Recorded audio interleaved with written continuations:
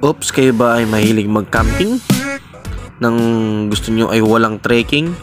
Bakit din nyo subukan dito sa Triple P Camp? Yan, dito lang yan sa North Sagaray. Yan, marami silang water activity rito. Makikita nyo sa page nila, Triple P Camp. Kung kayo ay tiga North Caloocan or Quezon City na hindi nyo pa ito napupuntahan, subukan nyo na. Malapit lang to, 1 oras lang ang biyahe papunta dito. Medyo malubak lang pero kaya pasukin ng sasakyan at motor. Yan, tara subukan nyo. Panoorin tong video na to. Turo ko sa inyo kung paano pumunta dyan.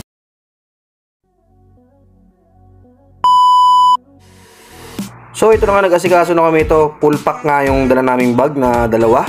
Yan, medyo kulang. Medyo kulang pa nga yung dala namin. Yan, no? Yan, no? Outfit check. Boom. Alright. Ito na nga, agad na kaming umalis nito. Papunta na ng Triple P Campsite sa North Sagaray, Bulacan. Yan. Yan, pagdating nyo pa rin na San Jose, Bulacan, yan sa may tulay, makikita nyo na yan, mga yung tsura na yan. Dire-diretso nyo lang yan hanggang sa dulo, hanggang sa makarating kayo sa I Love Bigte. Yan, ito SM. Madadaanan nyo rin yan, dire-diretso pa rin yan hanggang dun sa dulo, hanggang sa Sapampalay.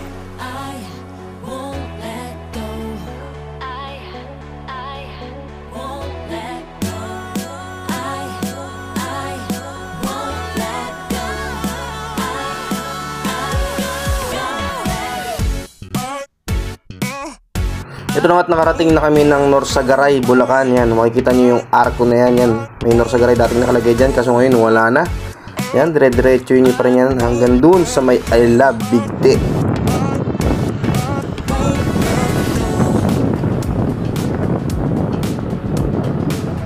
Ito na nga yung sinasabi ko sa inyo, I Love Bigte. Yan, kakaliwa kayo dyan, huwag kayong diretso dahil papunta naman yan ng Bitbit River. Yan, I Love Bigte na, kakaliwa kayo dyan. Yan. Tapos pagkaliwa nyo is diretso na kayo ulit. Diretso na yan hanggang dun sa way ng Matiktik. Punta kayo ng tulay ng Matiktik. Yan, may makikita kayong mga signage dun ng Triple P Camp. Makikita nyo na dyan. Sundan nyo lang yun, hindi na kayo maliligaw.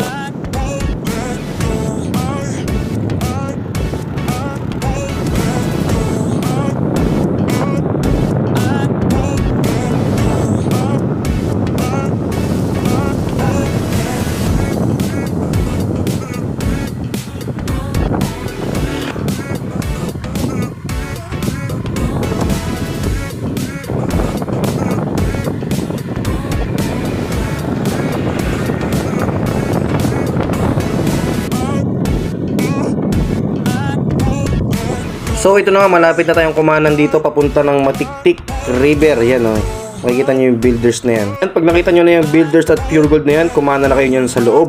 Yan, tapos dire-diretso na ulit yan, papunta na ng tulay ng Matiktik. Tapos dire-diretso na yan dun sa Triple P Campsite.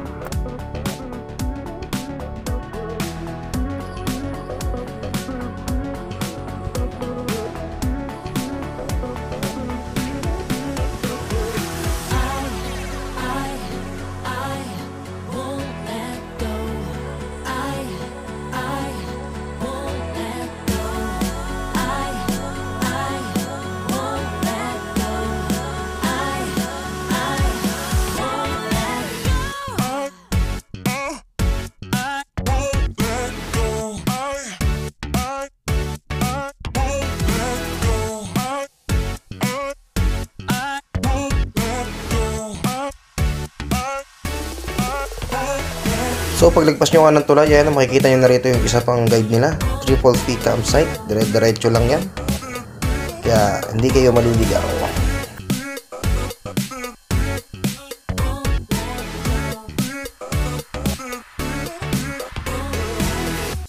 Yan, ito, pakanan na tayo ng tulay, sa tulay ng Matiktik River or Matiktik Bridge. Yan, kakanan na tayo dyan sa may palengke. Makikita nyo na dyan yung isang signage din nila na papunta doon sa Triple P Campsite. Yan, nasa taas. Ito pala, paalala pala sa inyo.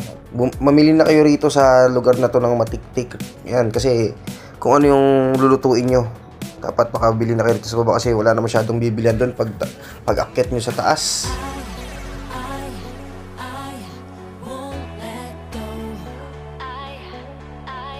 Yan, kung mapapansin nyo naman dito ay simentado naman yung papasok. Pero meron talaga mga rough road pababa na dun sa bundok. Asahan nyo na yun, pero kayang-kaya ng motor yan. Sa akin yan, aluminium na yung dala ko, pero kayang-kaya pa rin paakyat at pababa. Yan. Medyo rough road talaga at medyo maputik. Lalo na nung pag-uwi namin, medyo maulan na kaya medyo maputik na. Pero kayang-kaya pa rin yan. Kahit anong motor, kayang-kayang babain yan, akyatin yan.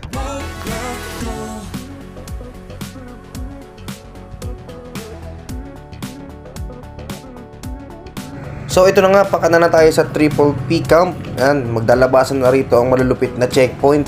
Yung may mga detale. Yan, 10 piso isang ulo ang singilan nila.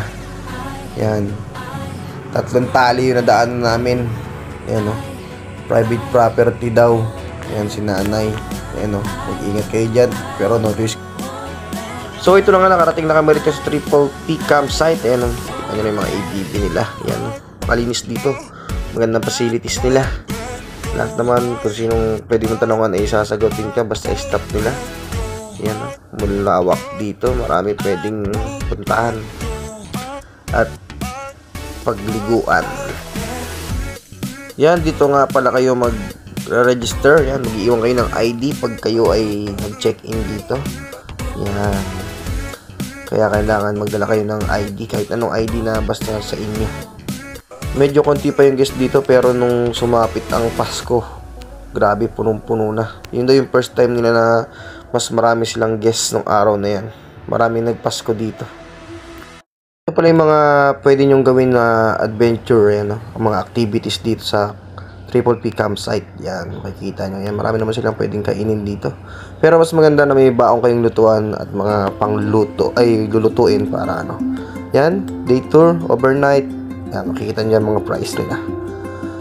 Mag-inquire na kayo sa page na Triple P Campsite para makapag-reserve na kayo agad. Malapit lang to, puntahan nyo na, huwag na kayo magkuripot. Malapit lang to.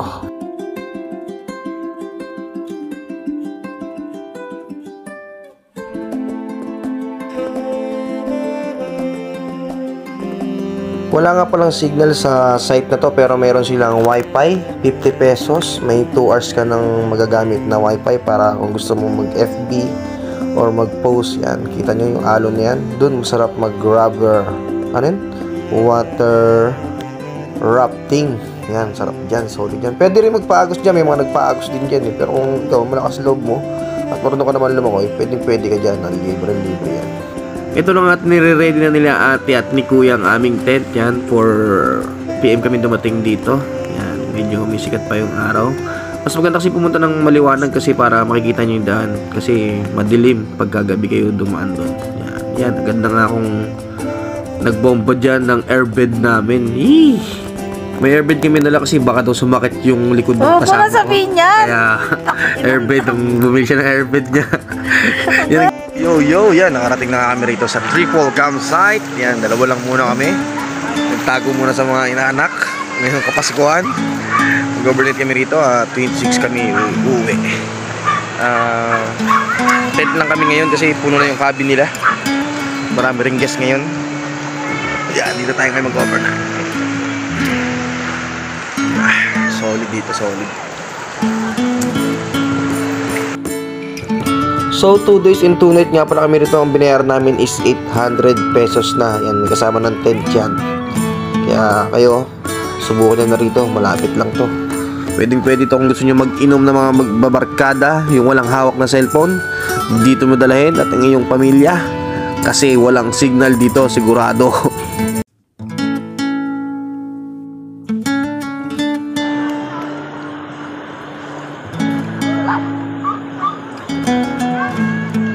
Wala ka na makita, no?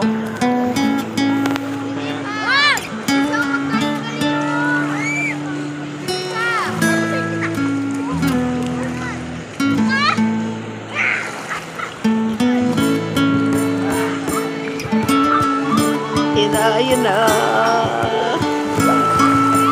Yari. Laglagon taray.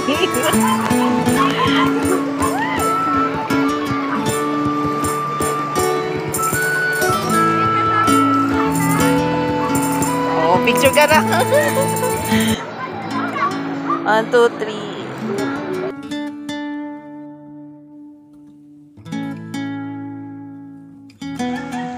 So ito na nga at inabot na kami ng gabi. Time to relax. Na kayong dalawa lang ang magkasama. Yan, sa tabi ng ilog. Pagaspas ng mga alon ang iyong naririnig.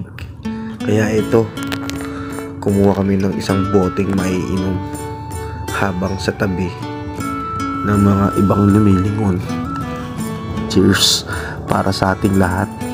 Kaya kayo, kung gusto nyo ng moment na maliit lang ang gastos, pumunta na kayo rito. Sigurado yung 2,000 mo baka may sumobra pa dyan, basta hindi ka choosy sa pagkain. Kami nga walang baon ditong pagkain, silog-silog lang at konting boraot ng lechon kasi Christmas party nila to. Ng kinabukasan. Yan, maging mabait ka lang, may magbibigay sa'yo rito kung ayaw mong gumastos. Yan, may dala kami ditong ilaw. Yan, nasa tabi kami ng ilog. Yan, sarap, ang lamig. Alright, magdala pala kayo ng alak kung ayaw nyong gumastos ng mas malaki kasi may patong na dito yung alak. Kaya sa mga pupunta, mag-enjoy kayo rito. Maraming activities dito. Subaybayan nyo pala ang part 2 nito. Part 1 pa lang to, ang haba na. Tatamad na ako mag-edit eh. Hindi na kasi ako magaling mag-edit. Pasensya na kayo ha. Basta, sundan nyo lang yung tinuro ko. Hindi kayo maliligaw dyan. Alright, babalik kami rito. Magsasama ako ng mga tropa o kaya ang aking pamilya. Pero din ako gagastos kasi ako na nga nakaisip pumunta dito, di ba? At inalam ko na ang sitwasyon dito. Kaya pag sinama nila ako o sinama ko sila nang gagastos. Kakain na lang ako. Alright, Merry Christmas sa inyong lahat. Ito pala yung oras na to, yung nagtago ako sa mga inaanak ko. Mahal na mahal kayo ni Ninong, mga inaanak. Alright na yung panguya-nguya lang Ninong nyo. Yeah, wala pa siya ambag dyan. Pero kinabukasan nagkaroon. Awit!